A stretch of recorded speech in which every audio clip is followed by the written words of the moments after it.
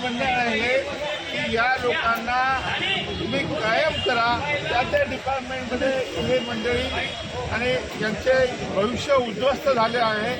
काही लोकांचे लग्न जुळले आहेत, काही लोकांचे जुळणार आहे, काही लोक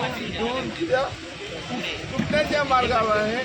अशा प्रकारचे फसवणूक या सरकारने केली आहे. त्याने आम्हाला शब्द दिला होता, तत्कालीन मुख्यमंत्री एकनाथजी शिंदे साहेबांनी शब्द दिलेला आहे, तो आमच्याकडे रेकॉर्डेड आहे. आमचे आताचे मुख्यमंत्री आणि तत्कालीन उपमुख्यमंत्री फडणवीस साहेबांनी शब्द दिलेला आहे, तो रेकॉर्डेड आहे. आणि त्यामुळे विधानसभेत पण त्यांनी सांगितलेलं आहे. त्यामुळे आमची मागणी न्याय मागणी आहे.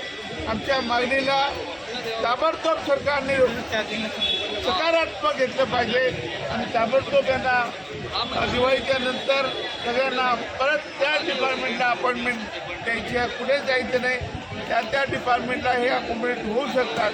आणि म्हणून आज मोठ्या प्रमाणामध्ये आज ठाण्याला, कारण ठाण्याला एकनाथजी शिंदे यांचं रेसिडेन्स आहे आणि योगायोगा दिवाळी आहे आणि दिवाळीच्या मामाच्या गावाला हे आले.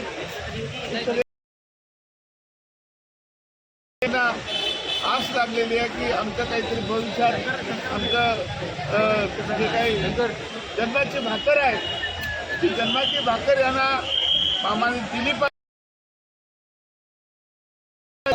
हरिभाऊ, गेल्या 8 दिवसापासून यांनी आंदोलन छेडलं होतं. उपमुख्यमंत्र्यांनी 5 दिवसाचं आश्वासन दिलं होतं.